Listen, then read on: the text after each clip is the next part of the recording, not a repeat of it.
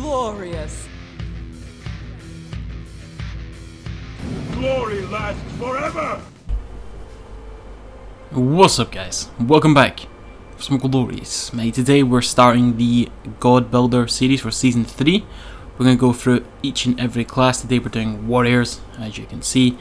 And as you can also see, I play a lot of Warriors. In fact, the only two I've not really played a lot of are the ones I consider too strong and in need of a nerf. That's right, Blown and Amaterasu. And until that day, they will go mainly unplayed. I get no enjoyment from playing OP gods. I like to win a game because I played well, not because my gods played well. So, Season 3, there was a few changes to Warriors, and that was the way they lost their health from their physical defense items, and then they boosted the power of mages for itemization as well, which meant the mages are now more of a threat, so you need to keep that in mind. And you lost cooldown as well, so if you're an ability warrior, oh fuck, that's going to hurt. But most of the changes were not that bad. You still honestly do really well. I see no problem with Warriors in their current state. Honestly, it's fine.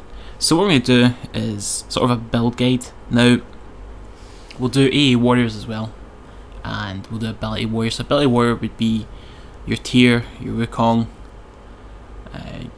check kind of 50-50, but more towards the ability side. So yeah, these are your kind of ability gods, right? They're more on their abilities than their in-hands. Wukong used to be able to do a little bit of in-hand because his hit chain's not terrible, as we can find out. I believe it's in the stats. Yeah, 1.75, 1.25. It's not terrible. It's not amazing. It's okay. So we're gonna send them more ability based, right? So we're gonna build them. Now this is just full build. Naturally, if you're playing in Conquest and you're playing solo, you just take your Bluestone for your ability and Deathstone for your AA warriors, right? So for your full build, you're gonna get boots. Now, this is a strange one. I personally get Reinforced Greaves over Warrior Tabi, and I know that's really strange because everyone gets Warrior Tabi, but just because everyone does something doesn't mean they're right. In fact, mathematically, they're wrong. Reinforced Greaves will outtrade Warrior Tabi on some ability warriors, and the reason for that is most ability warriors scale fairly poorly, so the 150 health actually outtrades the 40 physical power. Then you of course get the CC reduction, and of course they're cheaper. So in fact, let's look at it. So it's 15 power, right? These are 40, so you're getting a bonus 25 power. But if you quickly look at the abilities of Wukong, he scales at 50%, so you're not getting 25 power bonus, you're getting 12.5 power bonus. 12.5 power versus 150 health. You would have to hit him many times to kind of compensate. That's why he loses the trade. If you get crit, obviously if he's passive, then the power does actually outscale the health. That's only because crit doubles your damage, and that would, need his passive. But on a straight ability trade, I believe I'd done a test on this. I believe it was first back, your level 8 Wukong, max rank Tickle Stick, and it's Bluestone and Warrior Tabi versus Bluestone and Reinforced Greaves. Of course, this doesn't take into consideration the cheapness of Reinforced Greaves, but whatever. And they just trade Tickle Sticks. It takes one additional Tickle Stick from Warrior Tabi to kill Reinforced Greaves, meaning Warrior Tabi would die first and would lose the trade. So yeah, it seems counterproductive, but mathematically it's the right thing to do. It's just a simple fact. Mathematically, these are better. Again, unless you're going crit or you're going heavy A. If you're running your abilities though, and you don't scale well, these are better. Scale welling is, I believe, less than 80%. You want these. If you scale more than 80%, then technically these give you more DPS. However, I still favour the additional health because health's harder to get now. So I usually still just go for these. So yeah, personal preference. So next up, you usually want a defense item. This item I do not recommend. It's actually really bad on pretty much every warrior now. There's only a few exceptions to that rule, and that's because one is expensive, but two, it's the way the passive works. Your abilities now deal an additional 15% of your physical power as magical damage against enemies. 15% of your physical power. You're a warrior. You build maybe 1 or 2 damage items, and the rest kind of tanky, right? So you're not going to have much power. So 15% of very little is basically fuck all. So in fact, I lose someone in my party was right. We were having a game, and he got hit by an ability. He was a squishy mage, and he took 8 damage from the passive. 8 on a squishy. 8. You know the number after 7? They do jack shit. So you're basically ignoring this. The best defensive item in the game right now is Headed Urchin. You don't need to get it first after boots, but if you're up against a physical and solo, we'll assume you're in solo for all these, you know, builds. We're just going to assume breastplate is probably your best route. So you go boots, breastplate. Then you either, if you're ahead, you'll finish your cooldown with Jotuns, or if you're kind of about even, you can stack up Headed Urchin instead. But either way, you get Jotuns, and you get your full cooldown that way. You'll get Urchin. So this is going to give you a lot of protections, right? And since the mage is now a problem, Bulwark is actually really good now. It's like super legit. The passive is just so good. It gives you a shield worth at level 20. Let's see, you get a shield with equal to 150 health plus 15, so you get 450 health and a shield, right, every 60 seconds, plus 200 on this base, plus 20% crowd control reduction, and these come with, I believe, 30, so the cap's actually 40%, so you're now capped on crowd control reduction, which means all CC, including slows, are now 40% less effective against you. So keep in mind this build doesn't include the stacks from Urchin, which is given off 30-30, so you now over 200 physical and 173 magical. That's actually really good. So for the last item, it depends what your team needs. They need more of a front line, you get another defense item. If not, you can just grab a Titan's Bane, or can Wukong get away with it? Wukong and chat can maybe get away with kin size, maybe. But I think Titan's Bane probably the best bet, just because you're this bulky. So I think you probably just end up getting the Titans, and you'd end up with something like that. It's kind of a well-rounded tank build. Bulwark's really good. Breastplate gives 20, this gives 20. Lots of protection, 65 full stacks. This giving 60, 75. Some more pen. It's a pretty good build. The only downside is you don't get 3k health, which a lot of people really rely on now. Another route to go is to forgo the Jotuns and get this instead, which is the new item, which is okay, but the idea behind it is, see, I was initially against this item, but mages are a problem now, and it gives 60 magic D and it gives 15% cooldown. The passive rarely ever actually does anything. You're buying this strictly for the fact that it gives protections of both kinds and CDR. It's basically a slightly better version of Spirit Robe for an extra 700 gold. So yeah, that's the way to look at it. But if you get this, you're almost capped, and you get a bunch more protections, but again, you don't have the health, but you do need at least to have some sort of damage item. Titan's Bane obviously very effective as the only damage slot. Another way to go about it would be just to get the Jotuns, be more of a kind of squishy chaser. So you would get Jotuns, you would forgo the Titans, and you'd get a health item, depending on the kind of warrior you are. Obviously Thebes, if you've got really good heals, like say Hercules, or maybe Tyr, but Mail of North is still really good as well. This would give you 350 boosted health, and this would take you up to the 3k mark that a lot of people really want to reach. And don't forget your minus 30 protections, because this isn't stacked, but in game it will be. So you will still have over 200 physical and 170 magical, which is really good. So you're still quite tanky. You've got a little bit of damage, but it's mainly for the pen, and the little bit of pen goes a long way. 40 power, it's not bad. It's kind of what you're supposed to be as a warrior. 1 or 2 damage items, the rest defense. You're kind of the same front line, but you're a bit more threatening. So yeah, something like that would work. Of course, it depends on the matchup. Other legit items you can buy depending on the kind of matchup.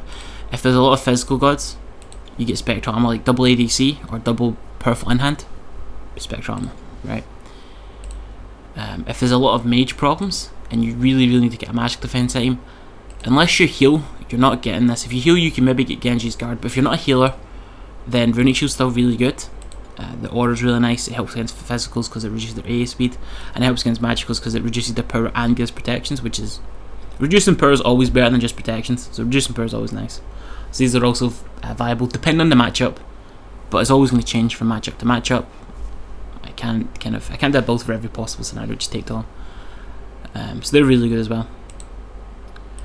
Magi's is actually really good now as well. So in fact, what you could do, if you don't really care about cooldown that much, what is entirely possible is actually just to go down the entire cloak tree as your defense items, and that is entirely justifiable, and it would work, right? So you would go down the entire cloak tree, which would give you this as well. Oh, we already got that. Well, yeah, we need this one, right? Okay, Mantle of Discord, change the name, neat. So you could forgo this, and then build this, Again, that's unstacked. Hey Urchin. That's 1 aim, 2 aim, 3 aim, 4, 5, 6. 228, 198. Remember, that's not stacked, so you get another 30. So you go up to 258 by 228 with nearly 3k health, and you still get your Yawns, which is given 20, 35, and 10. So you actually get 45. You actually overcap CDR slightly, but that's actually really legit as well. Guardians can do this as well. So yeah, it's entirely feasible. But these items are all good. Items that you shouldn't go into that are kind of a trick is Shifter Shield. It's still not super ideal. I wouldn't recommend it. Most warriors want pen if they're ability based, not power, and protections can be given better elsewhere. So you can go down this. This is a Void Shield. This is actually pretty good now. This offers 20 flat pen, but it's an order reduction. Reductions don't work well with Titan's Bane, but they do work well with Exec and flat pen in general, and they work very well for your team because your team gets affected by the strip protection. So your Hunter will deal more damage because you're taking the 20 protections. Plus it offers physical defense. So it's offering physical defense and pen. These are both really good stats. So that's entirely pickable as well. So yeah, that's kind of how you would do ability gods. For your A gods, things are a little bit different. When you look at A gods, you would think of gods like Cyrus, right? So I don't know if I've already gone out of date. No, I don't. Okay, so Cyrus is kind of the same. Since Kins is likely to be your only damage aim on a Cyrus, usually, not always, depends where you put him, but again, we're assuming solo him. Warrior Tabai make no sense. You actually get more damage at Ninja Tabai with Kins, because you just want more attack speed. Because the Kins passive isn't affected by power. It is affected by pen, but not by power. So Ninja Tabai is actually better. I don't understand why people get Warrior Tabai on them. It's the same with Nemesis. She scales like shit and you use her as an in-hander. Why do you buy Warrior Tabai? Ninja Tabai are superior. Am I the only person here that knows this? It's weird. So he still likes Frostbound. Really good. Urchin's really good on him. Again, Urchin's really, really strong right now. If you've got a big mage threat, Bulwark is really good. A big physical defense item to kind of round off so you can dive a bit better.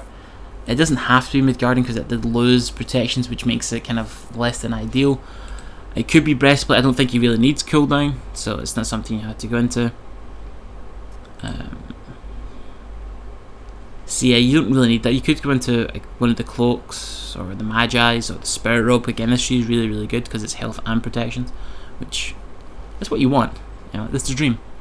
But yeah, a big Fizz D item. It doesn't really matter what one. We'll assume you want to box the ADC though, and you want your kin size your own damage item.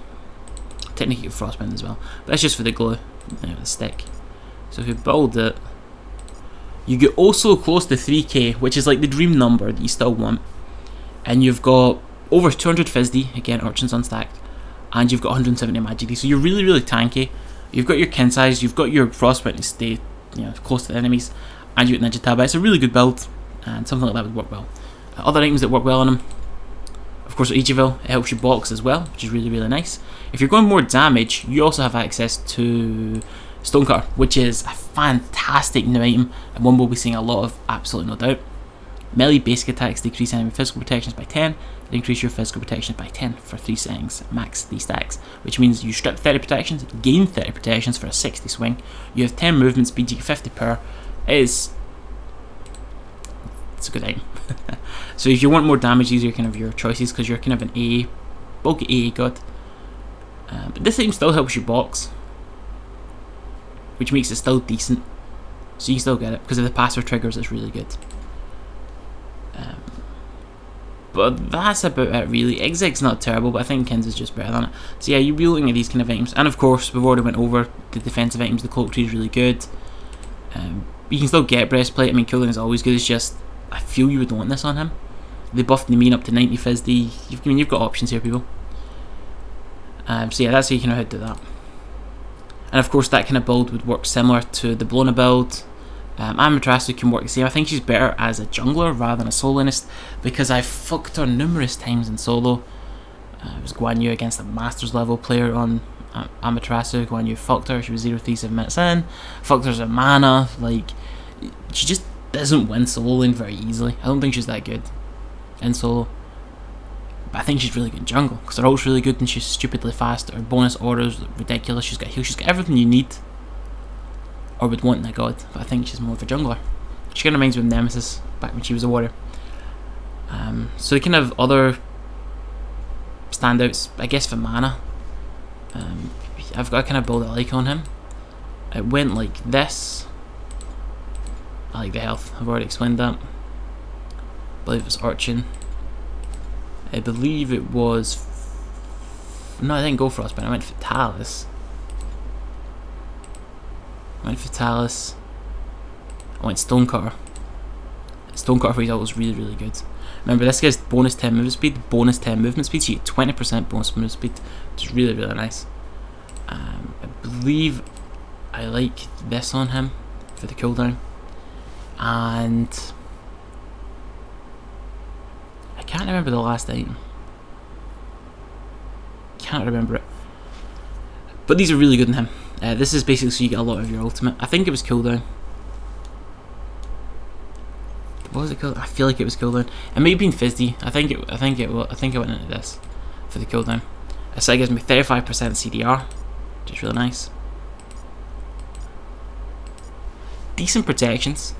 Not a lot of health, I admit, but you're faster than everyone. Remember, he got a bonus move speed as well buff, so he's up. Look at the move speed there, 511. So good. They buffed his base movement speed to really high. In fact, I think it's 380, isn't it? Let's find out. 380. Nice. So he's one of the fastest gods without boots. Then you get boots, Fatalis, and Stonecutter, all giving you movement speed. I got rid of Frostbound since they nerfed stage 2 of it, meaning it's kind of awkward for a while. So this gives you lots of attack speed, 30%, which helps with your Stonecutter and your ult. Your ult's now an AoE, which means you can strip AoE protections with your Stonecutter, which is really, really nice. And it gives you protections, which buffs your power, and his ult gives him power. So his ult actually doesn't work with kin size, because kin size doesn't need power. It works well with crit, or something that just generally likes power, and this gives him more power. So when you ult, you'll get a bonus power, you get bonus protections. It's pretty good in my opinion. I really like this build. We'll have a video soon showing it off as well, for those who are interested. So yeah, but again, he likes all the other kind of standard items. He is more of an ability god, just with a little bit of A, because his ult's really good for the A. But you don't have to build him like that. You can build him pure ability, because his abilities are still good, in fact.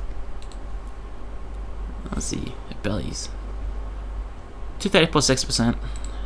305 plus 100%. It's really strong.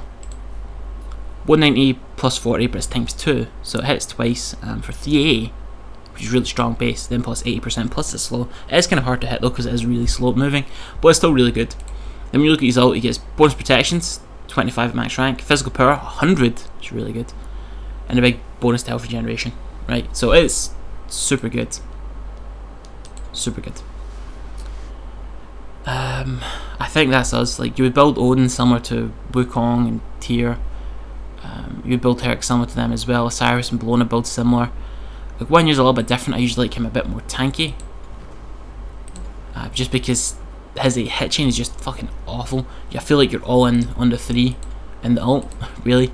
I feel like he doesn't have a choice. But it's the same general core items. But I do like Mystic Mill on him still. That's like the only difference. And I build him extra tanky. So you get like breastplate. I would still go down the Cloak Tree. Cloak Tree is just so good now. Still got Urchins, the best defense item in the game. That's why you've seen out all these gods. It's just good. He's just not a god I wouldn't get on. It's just amazing. Maybe the Bulwark. You are losing a little bit of cooldown here. You're on 20%, but it's still decent. And maybe one pen item. Maybe I would just grab the Titans to finish. You could drop this for more CDR in the form of the Cloak Tree of Awesomeness, you know, and just get more CDR. That might work. You do lose a bit of health in this build, as we'll now show as we build it up. Yeah, 2050. It's not the 3k magic number, but you got all the damage from Mystical Mill. You get Pen with Titans. You've got 35% CDR. Remember, you're getting bonus 30-30 on top of this. You're going to hit 300 physical defense. It's just nearly the cap. And 173 magic, which is still really nice. So yeah, it's a really legit build. In fact, I guess what you could do as well is go down that magical Cloak Tree again. Use a little bit of Fizz D, but you gain a bit more magic D. And and use a little bit of cooldown. It's definitely doable. It's up to you. So yeah, again, these all kind of get built the same. So that's basically Warriors. Again, the most important thing you do is never take this build as is. You change it for what you're taking on. If you notice your team comp and the enemy team's like, oh, 4 physical gods, you stack more fizz-D. Like, it just goes without saying. Maybe just rely on Hided Urchin and a cloak for your magic D and then get some straight good fizz. Maybe you notice there's 4 magic in the enemy team, so you want to get like Urchin to cover the 1 fizz guy, and the cloak can then get straight magic D, like Bulwark, right? And Runic Shield, that's what you would do. Runic Shield have amazing value against 4 mages, because you're going to reduce all of them by 50 power, which is insane, especially against, like, say it's like a solo guardian, which I'm assuming it is. They don't build much power. Reducing them by 50 fucking cripples them. So yeah, never forget things like that. And always build for how you're doing. If you're a little bit ahead, you get a little more damage. If you're a little bit behind, get a little bit more defense. Try not to die, try and be a part of the fight to pick up the assists, get XP, some gold, things like that. Amaterasu, I guess we'll do a god build for her, I guess. So she's a bit different, but she is kind of like Bellona in a sense. I would say she likes cooldown, she likes protections, her ult is disgustingly good, her heal's really good, her aura's really good, and she likes a little bit of A. Kinsai's is really good to get buffed. So yeah, things like that. That's what I would do. That would definitely be how I'd set it up. So guys, that's Warriors for today. Tomorrow we are going to do, I don't know, we'll find out, we'll do another class tomorrow. If you've got any other questions or you're not sure, let me know and I'll give you an answer. But guys, also enjoy this, thanks for watching, and as always, see you all next time.